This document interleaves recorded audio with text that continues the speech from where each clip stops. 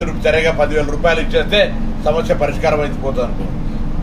అది కాక ఈరోజు ఒకటే ప్రశ్న, హైదరాబాద్లో 141 ట్రాఫిక్ అంటే నీటి స్టాగ్నేషన్ ఏరియాస్ ఉన్నాయి, వాటిని రెక్టిఫై చేస్తూ ఉన్నాం. అది కాక మూసికి సంబంధించి లేదా హైదరాబాద్ లేక్ సిటీ చెరువులు ఆక్రమణకు గురైన వాటిని మాత్రమే, అందులో పాఠశాలలున్నా ఆసుపత్రులున్నా ఇతరత్ర ప్రజా ఉపయోగమైన ఉంటే వారిని ఏ విధంగా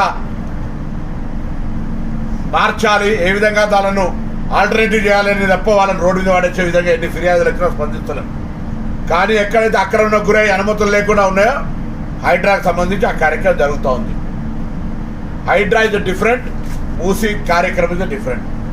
మూసీకి సంబంధించి మూసీ కూడా ఈరోజు మూసీ యొక్క కార్యక్రమంలో కాలువ పరిధిలో, దయచేసి ప్రత్యేకించి గమనించాలి, కాలువ పరిధిలో, కాలువ ఎడమగట్టు కావచ్చు, కుడిగట్టు కావచ్చు, కాలువ మధ్యలో కావచ్చు, కాలువ ఎంక్రోచ్మెంట్ కావచ్చు, వాటి మీద అక్రమంగా నివసిస్తున్న వాళ్ళు చాలా కాలంగా ఉంటుండొచ్చు.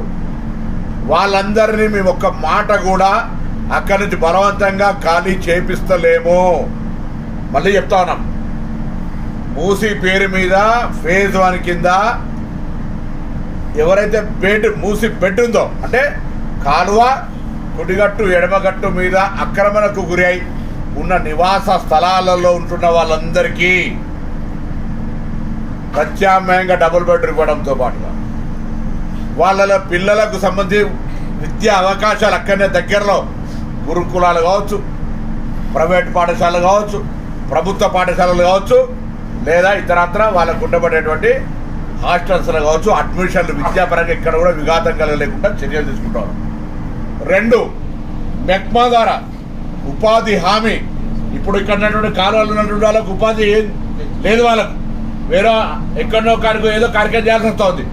కానీ ఇక్కడనే కుటీర పరిశ్రమలతో సహా సెల్ఫ్ ఎంప్లాయ్మెంట్ కింద లోన్ ఇచ్చి, ట్రైనింగ్ ఇచ్చి, హైదరాబాద్ ప్రజల అవసరానికి ఉపయోగపడేటువంటి అనేక రకాల వస్తువులను తయారు చేసే విధంగా శిక్షణ ఇచ్చి, స్కిల్ డెవలప్మెంట్ ద్వారా వాళ్ళందరికీ సెల్ఫ్ ఎంప్లాయ్మెంట్ కలిగేసే విధంగా చర్యలు తీసుకుంటూ, వాళ్ళందరికీ కన్వీన్స్ చేసి అవసరాలను తీర్చి ఆ ఇండ్లు ఖాళీ చేసే విధంగా ప్రభుత్వం వాళ్ళ దగ్గరికి పోయి ఈ ఇండ్లు అట్లా వస్తాయని మార్కింగ్ చేస్తున్నాం.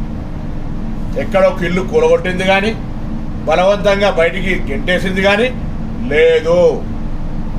అయితే కొంతమంది సెంటిమెంట్గా విమర్శలు చేసే ప్రయత్నం చేస్తారు. విమర్శ చేయడం వాళ్ళకి సంబంధించిన హక్కు. కానీ దాన్ని ఆధారం చేసుకొని టీఆర్ఎస్ పార్టీకి సంబంధించిన వారు చాలా మాట్లాడుతారు. నిన్న మన గౌరవ సిద్దిపేట మాజీ మంత్రి శాసనసభ్యుడు హరీష్ రావు గారు కూడా నిన్న మాట్లాడారు. మేము ఇప్పటి వరకు మూసీ వాళ్ళ మీద ఒక లాఠీ చార్జీ కానీ, మూసీ వాళ్ళని బలవంతంగా ఒక ప్రొక్కలైన పెట్టడం కానీ, మూసీ వాళ్ళని బలవంతంగా స్థానభ్రంశం చేయడం కానీ చేయలేదు. వాళ్ళందరికీ ప్రత్యామ్నాయంగా ఇండియాలని ఆలోచన. దయచేసి మేజర్ పాయింట్, తెలంగాణ ప్రభుత్వం మూసీ పరివాహక ప్రాంతంగా ఉన్నటువంటి ఫిల్టర్ బెడ్ ఏ బెడ్ మీద అవుతుందో వాళ్ళందరికీ పర్యావరణంగా వాళ్ళందరికీ డబల్ బెడ్రూమ్ ఇల్లు ఇవ్వడము, విద్య ఉపాధి అవకాశాలు కల్పించడానికి తర్వాతనే తీస్తాం. ఇదే మూసీ మీద బఫర్ జోన్లో కానీ ఎఫ్టీఎల్ కానీ మేము వాటి అసలు టచ్ కూడా చేస్తారు. బఫర్ జోన్ ఎఫ్టీఎల్కి సంబంధించి ఇప్పుడు ముచ్చటనే లేదు. Base government Musi is our issue. దానివల్ల కాలుష్యము, మురుగునీళ్ళు, పాత నగరానికి సంబంధించిన ఇబ్బంది కలుగుతూ ఉంది. కాబట్టి దాన్ని ఒక మంచి పర్యాటక కలుగుతూ ఉంది. కాబట్టి దాన్ని ఒక మంచి పర్యాటక కేంద్రంగా, మంచినీళ్ళు పారే విధంగా గోదావరి జలాలను 5,500 కోట్ల రూపాయలు తీసుకుపోయి అదొక పర్యావరణాన్ని రక్షించే దిశలా ఈ కార్యక్రమాలు చేసుకుంటాం. ఇక్కడ లాజికల్ పాయింట్, నేను ఇక్కడ ఒక కార్యక్రమం ఏంటంటే, సామెతను తెలుగులో మొగన్ని కొట్టి మొరమొర అంటారని. సరే ఏమనుకోవద్దు అక్క చెల్లెలను, ఇది ఒక సామెత అని చెప్పిన ముందే. మొగన్ని కొట్టి మొరమొర అన్నట్టుగా ఉండే విధంగా టీఆర్ఎస్ పార్టీ నిన్నటి నుంచి ఇలా మళ్ళీ ఇంకొక ట్విస్టు, అసలు మేము 30 మెడికల్ కాలేజీలు పెడితే బదులు 30 వాట్సాప్ యూనివర్సిటీలు పెడితే బాగుంటుందన్న కేటీఆర్ ఓడిపోయిన తర్వాత వాటిని అమలు చేస్తూ సోషల్ మీడియా ద్వారా కొన్ని కార్యక్రమాలు చేస్తూ ఉంటాం. మేము ఇంతకుముందు చెప్పినట్టే ఎక్కడ ఎవరిని కొట్టలే, ఎవరిని ఖాళీ చేయించలే, ఎవరికి ఇక్కడ రిహాబిలిటేషన్కు సంబంధించినటువంటి కన్వీన్స్ చేసే విధానం నడుస్తుంది మా అధికారులు. నిన్న హరీష్ రావు గారు మాట్లాడిన ఎవరొకరు ఏదో జరిగితే మొత్తం హైడ్రోజన్ బాంబ్ అని ఒకరు, హైడ్రాను ఇట్లా రకరకాల మాట్లాడు. ఇది HYDRAA not related. HYDRAA is a different, ఇది internal city, Musi is a different. First public Hyderabad Poclain పడుతుంది, మా దగ్గర పొక్లైన్ వస్తాయని భయపడే అవసరం లేదు. మిమ్మల్ని ప్రశాంతంగా సమన్వయపరిచి మిమ్మల్ని ఒప్పించి మెప్పించి మీకు ప్రత్యామ్నాయం ఏర్పాట్లు చేసిన ఖాళీ చేస్తాం. ప్రొవోక్ చేస్తున్నటువంటి రెచ్చగొడుతున్నటువంటి ప్రతిపక్ష నాయకులు సూటిగా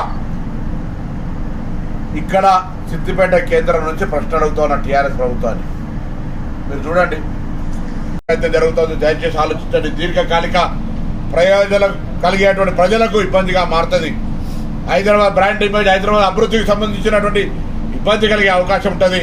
నీళ్ళలో మునగడము, తేలడము, దీన స్థితి లోపల ఎప్పుడు కొట్టుకపోతామో ఎప్పుడు ఉంటామో తెలియని స్థితిలలో ఉండేటువంటి పరిస్థితి ఉంటుంది. కాబట్టి దాని నుండి బయటపడడానికి మీ అందరితో ప్రభుత్వం ఎక్కడ గ్రీవెన్స్ ఉన్నా మీ జిల్లా కలెక్టర్లకు, ఆర్డీఓలకు, ఎంఆర్ఓలకు, మున్సిపల్ శాఖ అధికారులకు చెప్పండి.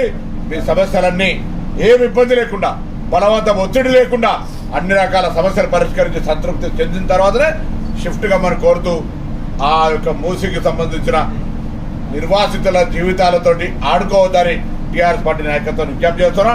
మీలాగా లాఠీ చార్జీలు, పోలీస్ కాల్పులు, బలవంతం, అర్ధరాత్రుల అరెస్టులు దౌర్జన్యకరంగా మేము చేస్తలేమనే మాటను కూడా ఈ సందర్భంగా తెలియస్తాం.